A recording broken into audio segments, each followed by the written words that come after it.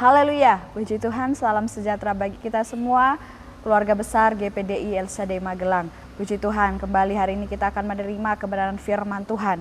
Judul renungan pada hari ini adalah Penolong dan Penjaga. Kita buka bersama di dalam Mazmur 121 ayat yang pertama sampai ayatnya yang ke-8. Sekali lagi Mazmur 121 ayat yang pertama sampai ayat yang ke-8.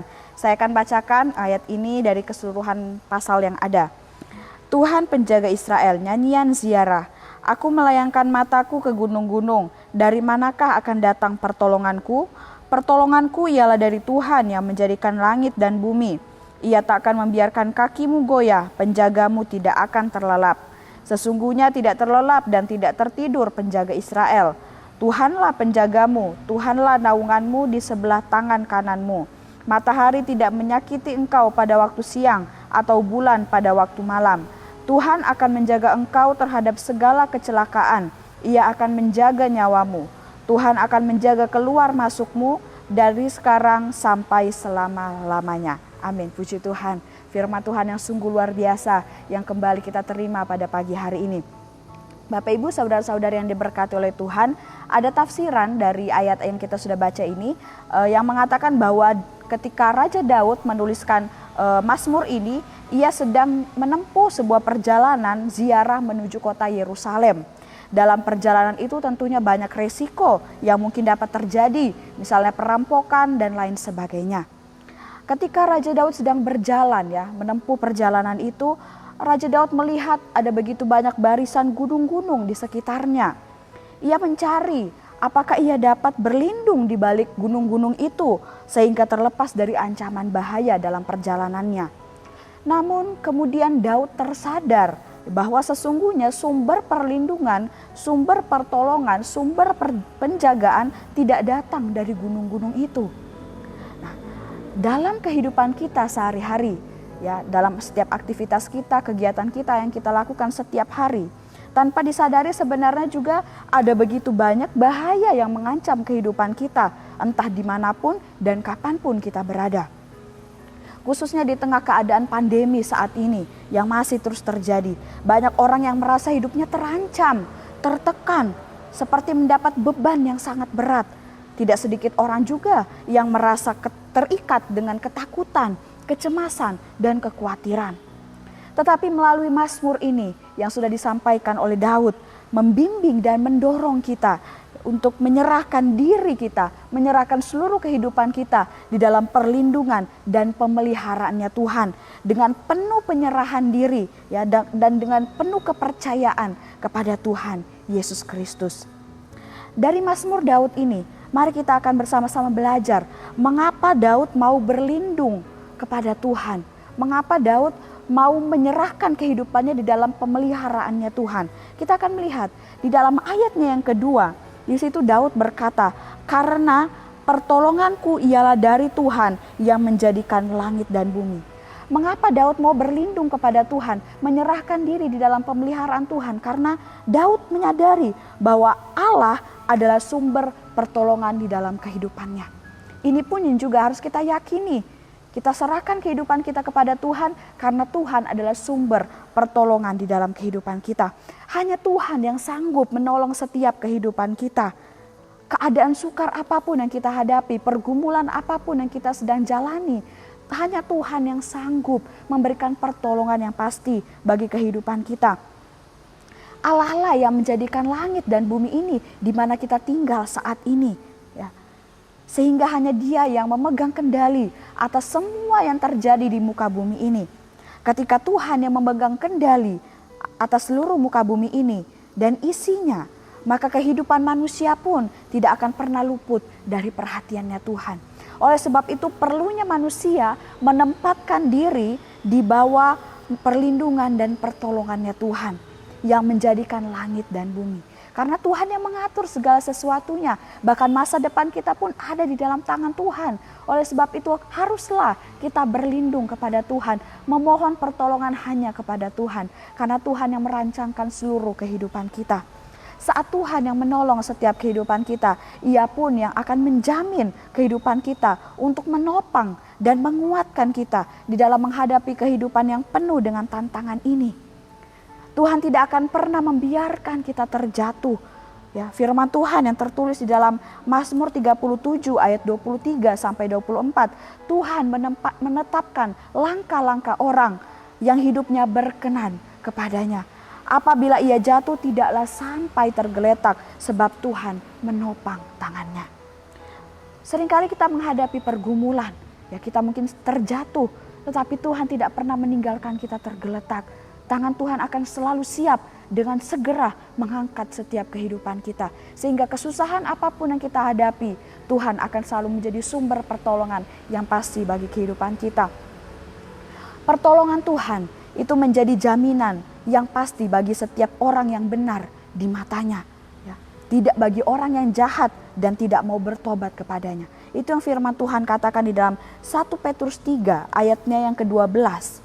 Firman Tuhan di sana berkata, sebab mata Tuhan tertuju kepada orang-orang benar dan telinganya kepada permohonan mereka yang minta tolong. Tetapi wajah Tuhan menentang orang-orang yang berbuat jahat. Tuhan memang menolong setiap kehidupan umatnya. Tetapi Tuhan lebih berkenan menolong setiap umat-umat Tuhan yang memang sungguh-sungguh hidup di dalam kebenarannya.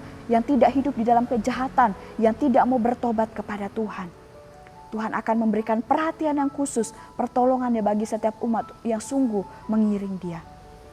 Nah puji Tuhan, kemudian hal yang kedua yang membuat Raja Daud ya menyerahkan dirinya di dalam perlindungan Tuhan, di dalam pertolongannya Tuhan. Di dalam ayat yang ke-4 sampai ayat yang ke-8 ya, di situ dikatakan bahwa karena Allah adalah penjaga kehidupan. Di ayat yang ke-4 di situ dikatakan, sesungguhnya tidak terlelap dan tidak tertidur penjaga Israel. Tuhan adalah penjagamu, penjaga kita semua. Tuhanlah naungan kehidupan kita. Bahkan dikatakan juga di dalam ayat 7 dan ayat 8. Tuhan akan menjaga engkau terhadap segala kecelakaan. Ia akan menjaga nyawa kita. Tuhan akan menjaga keluar masuk kita. Bahkan dari sekarang sampai selama-lamanya. Tuhan tidak hanya menolong kehidupan kita ketika kita menghadapi pergumulan, kesusahan di dalam hidup. Tetapi Ia juga memberikan penjagaan yang sempurna, penjagaan yang maksimal bagi orang yang selalu bersandar kepadanya. Penjagaan Tuhan itu tidak pernah terbatas dan oleh waktu dan tempat ya. Tidak pernah terbatas oleh waktu dan tempat. Bahkan penjagaannya itu bersifat abadi, bersifat kekal selama-lamanya. Oleh sebab itu hanya di dalam Tuhan kita menerima kepastian tentang keselamatan. Keselamatan di dunia ini, khususnya keselamatan kekal di dalam kerajaan surga. Kembali kita lihat di dalam Mazmur 31 ayat yang ke-24. Firman Tuhan di situ berkata, kasihanilah Tuhan, hai semua. Kasihilah Tuhan, hai semua orang yang dikasihinya. Tuhan menjaga orang-orang yang setiawan, tetapi orang-orang yang berbuat congkak diganjarnya dengan tidak tanggung-tanggung.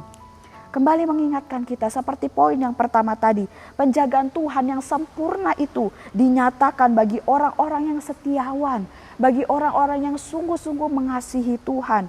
Tetapi orang yang congkak, orang yang hidup dalam kejahatan, orang yang tidak mau bertobat kepada Tuhan, tentunya Tuhan menyediakan hukuman bagi mereka. Memang Tuhan memberikan jaminan bagi kita pertolongan dan penjagaan. Tetapi kita pun juga harus hidup berkenan di hadapan Tuhan. Supaya Tuhan juga berkenan untuk menjaga dan menolong setiap kehidupan kita. Dari pengalaman Daud yang luar biasa ini, yang dia berlindung kepada Tuhan, menyerahkan kehidupannya di dalam pemeliharaan Tuhan. Mari kita pun mau menaruh kehidupan kita di bawah naungannya Tuhan. Jadikan Tuhan yang utama di dalam setiap kehidupan kita.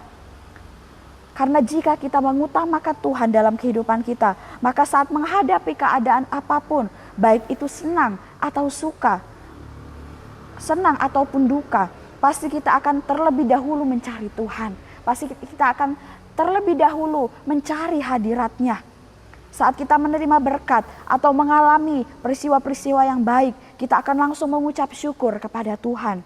Saat kita mengalami masalah pun, mengalami pergumulan, kita akan cepat mencari pertolongan daripada Tuhan, bukan dari hal-hal yang lain. Itu adalah kehidupan yang mengutamakan Tuhan. Kemudian miliki iman yang teguh, ya kepada Kristus, hanya kepada Kristus. Iman yang teguh kepada Kristus akan membuat kita selalu hidup di dalam kebenarannya Tuhan. Sehingga setiap apapun yang kita lakukan, setiap apapun yang kita kerjakan, kita akan selalu ingat dan yakin bahwa Tuhan adalah tempat kita berlindung, tempat kita memohon penjagaan dan juga pertolongan. Maka Tuhan pun yang akan bersedia menjadi tempat perlindungan dan pertolongan bagi kita semua. Karena kita selalu mengutamakan Tuhan dan memiliki iman yang teguh kepada Tuhan. Puji Tuhan, Tuhan Yesus memberkati kita semua. Kiranya firman Tuhan hari ini menjadi kekuatan, memberkati kita, mengingatkan kita bahwa Tuhan adalah penjaga dan penolong kita. Mari kita mau hidup berkenan di hadapan Tuhan, supaya Tuhan yang berkenan menjaga dan menolong setiap kehidupan kita. Mari kita sama-sama berdoa. Terima kasih Tuhan, kami bersyukur buat kebenaran firman-Mu pada hari ini. Menguatkan kami, mengingatkan kami bahwa kami mempunyai Allah yang luar biasa. Allah yang menjadi penolong dan penjaga di dalam setiap kehidupan kami. Dan ajarkan kami Tuhan untuk selalu mau hidup berkenan di hadapan-Mu. Supaya Tuhan juga Engkau yang berkenan menjaga dan menolong setiap kehidupan kami. Terima kasih Yesus, terima kasih Bapa. Demikianlah hendaknya keluarga GPD El Shaddai Magelang memandangnya. Bahwa keluarga GPDI El Shaddai Magelang telah mati bagi dosa, tetapi hidup bagi Allah dalam Kristus Yesus. Hendaklah dosa jangan berkuasa lagi di dalam tubuh keluarga GPDI El Shaddai Magelang. Janganlah keluarga GPD El Shaddai Magelang menyerahkan anggota tubuh kepada dosa, tetapi menyerahkan diri kepada Allah untuk menjadi senjata kebenaran. Inilah menjadi kerinduan kami Tuhan, untuk kami mau selalu hidup di dalam kebenaran-Mu, untuk menjadi alat yang Kau pakai dengan luar biasa. Terima kasih Yesus, terima kasih Bapa. Kami sudah terima kebenaran firman-Mu di dalam nama Tuhan Yesus Kristus. Haleluya. Amin.